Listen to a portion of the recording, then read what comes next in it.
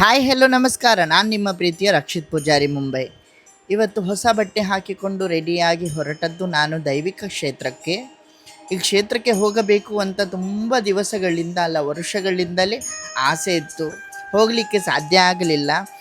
ಆದರೆ ಇವತ್ತು ದಿವಸ ಕೂಡಿ ಬಂದಿದೆ. ನನ್ನ ಆಸೆಗೆ ಒಂದು ವೇದಿಕೆ ಸಿಕ್ಕಿದೆ ಅಂತ ಹೇಳುವುದಕ್ಕೆ ತುಂಬ ಸಂತೋಷ ಆಗುತ್ತಾ ಇದೆ. ಮನೆಯಿಂದ ಸ್ಕೂಟರಲ್ಲಿ ಕುಳಿತುಕೊಂಡು ನನ್ನ ಗುಡ್ಡೆ ಅಂಗಡಿಯಿಂದ ಹಿರಿಯಡ್ಕದಿಂದ ಬ್ರಹ್ಮಾವರ ತನಕ ನನ್ನ ಸ್ಕೂಟರಲ್ಲಿ ಹೋದೆ ನಾನು. ವಾತಾವರಣ ನೋಡುವಾಗಲೇ ಸಂತೋಷ ಆಗ್ತದೆ, ಹೌದಲ್ವಾ? ಮಳೆಗಾಲದಲ್ಲಿ ಸುತ್ತಾಡುವುದು, ಟ್ರೆಕ್ಕಿಂಗ್ಗೆ ಹೋಗುವುದು, ದೇವಸ್ಥಾನಗಳಿಗೆ ಹೋಗುವುದು ತುಂಬ ಖುಷಿ ಆಗ್ತದೆ. ನೀವು ಯಾವುದಾದ್ರೂ ಪ್ಲೇಸ್ ಇದ್ದರೆ ಸಜೆಸ್ಟ್ ಮಾಡಿ ಕಮೆಂಟ್ ಮೂಲಕ ತಿಳಿಸಿ ನನಗೆ.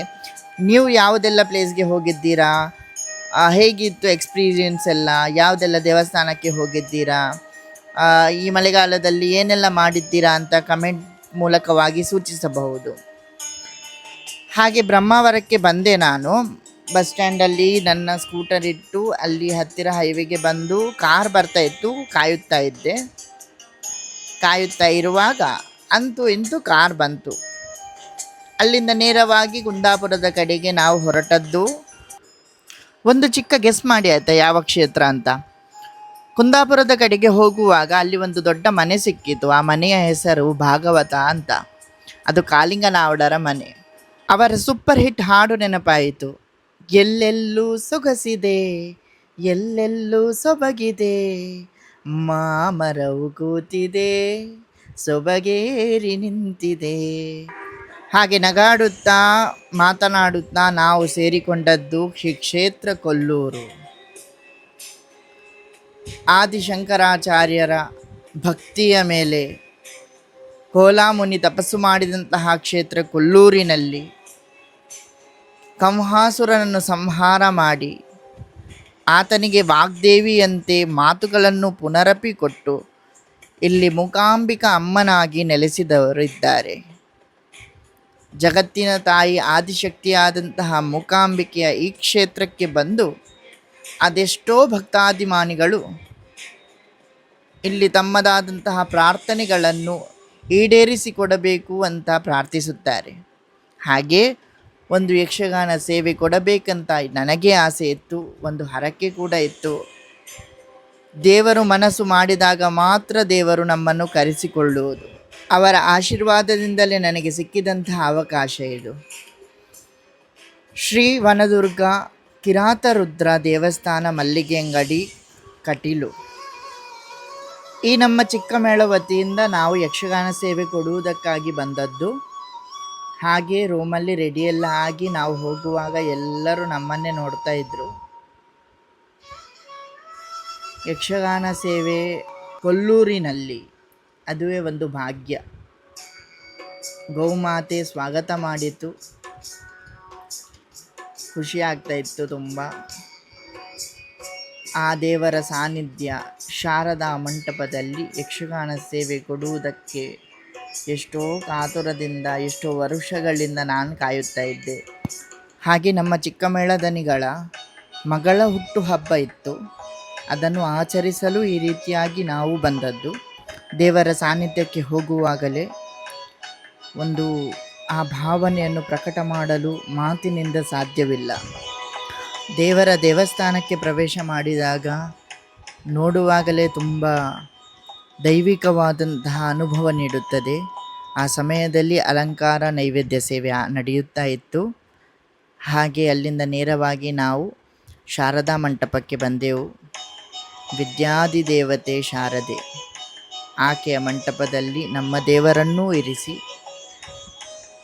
ಭಕ್ತಿ ಪರವಶವಾಗಿ ಕೈ ಮುಗಿದು ಮೂಕಾಂಬಿಕೆ ಅಮ್ಮನನ್ನು ಸ್ಮರಿಸಿಕೊಂಡು ನಮ್ಮ ಕಾರ್ಯಕ್ರಮವನ್ನು ಪ್ರಾರಂಭ ಮಾಡಿದ್ದೆವು.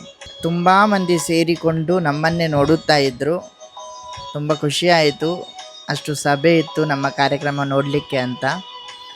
ಹಾಗೆ ಗಜಮುಖನಿಗೆ ಪೂಜೆ ಎಲ್ಲ ಮಾಡಿ ನಮ್ಮ ಕಾರ್ಯಕ್ರಮವನ್ನು ನಾವು ಪ್ರಾರಂಭ ಮಾಡಿದ್ದೆವು. ಅಂತ ಕೇಳಬೇಕು. ಅಲ್ಲ ಏನಾಗ್ತದೆ ಎಲ್ಲಿಗೆ ಅಂತ ಕೇಳಿದ್ರೆ ಅಪಶಕುನ. ಒಂದು ಮನೆಯಲ್ಲಿ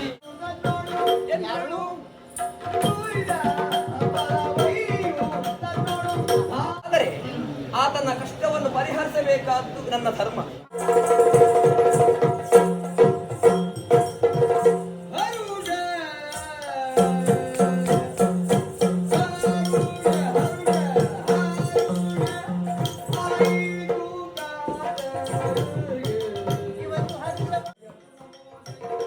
ಸತತವಾಗಿ 40 ನಿಮಿಷಗಳ ಕಾಲ ನಾವು ಪ್ರದರ್ಶನವನ್ನು ನೀಡಿದ್ದೆವು. ನರಕಾಸುರ ವಧೆ ಹಾಗೂ ಶ್ರೀನಿವಾಸ ಕಲ್ಯಾಣ ಎಂಬ ಪುಣ್ಯ ಕಥಾಭಾಗಗಳು, ಈ ಎರಡೂ ಪ್ರಸಂಗಗಳನ್ನು ಆಡಿ ತೋರಿಸಿದ್ದೆವು. ಹಾಗೆ ಮಂಗಲ ಪದ್ಯ ಆಗಿ ನಾವು ಹೊರಗಡೆ ನೋಡುವಾಗ ಮಳೆ ಬರುತ್ತಾ ಇತ್ತು ಜೋರಾಗಿ. ಸೇರಿದಂತಹ ಸಭಿಕರು ನಮ್ಮನ್ನು ಕರೆದು ಆಡಿದಂತಹ ವಚನಗಳನ್ನು ಕೇಳುವಾಗ ತುಂಬ ಖುಷಿಯಾಯಿತು. ಭಾಷೆ ಅರ್ಥ ಆಗದೇ ಇದ್ದರೂ ಕೂಡ ಅಭಿನಯ, ನಾಟ್ಯ ಹಾಗೂ ನಿಮ್ಮ ಭಾವನೆಗಳನ್ನು ನೋಡಿ ನಮಗೆ ತುಂಬ ಖುಷಿಯಾಯಿತಂತ ಅವರು ಹೇಳಿಬಿಟ್ರು. ಅಲ್ಲಿಯೂ ಖುಷಿಯಾದ ನಂತರ ಅವರು ಬಂದು ಫೋಟೋಸ್ ಎಲ್ಲ ತೆಗೆದು ನಮಗೆಲ್ಲ ತೋರಿಸಿ ಅವರ ಭಾವನೆಗಳನ್ನು ವ್ಯಕ್ತಪಡಿಸಿದವರು. ಆ ಭಾವನೆಗಳೇ ದೇವಿಯ ಭಾವನೆ ಎಂಬುದಾಗಿ ನಾನು ಭಾವಿಸಿಕೊಳ್ಳುತ್ತೇನೆ. ದೇವರಿಗೆ ನಮ್ಮದಾದಂತಹ ಈ ಸೇವೆಯಿಂದ ತುಂಬ ಖುಷಿಯಾಗಿರಬಹುದು. ಒಳ್ಳೆಯ ದರ್ಶನ ಸಿಕ್ಕಿತಲ್ಲಿ. ಹಾಗೆ ಕಾರ್ಯಕ್ರಮ ಮುಗಿಸಿ ಹೊರಗೆ ಬಂದಾಗ ಪುಟಾಣಿ ಒಂದು ಭೇಟಿಯಾಯಿತು. ಯಾವ ಪುಟಾಣಿ ನೋಡಿ, ಅದರ ಜೊತೆಯಲ್ಲಿ ಆಟವಾಡುತ್ತಾ ನಮ್ಮದಾದಂತಹ ದಿನವನ್ನು ಕೊನೆಗೊಳಿಸಿದ್ದೆವು. ಹಾಗೆ ರೂಮ್ಗೆ ಬಂದು ಮೇಕಪ್ ಎಲ್ಲ ತೆಗೆದು ಮನೆಗೆ ಹೊರಡಲಿಕ್ಕೆ ನಾವು ರೆಡಿ ಆದ್ವಿ. ಈ ವ್ಲಾಗ್ಗೆ ಇಲ್ಲಿಯೇ ಚುಕ್ಕಿ ಹಾಕುತ್ತೇನೆ.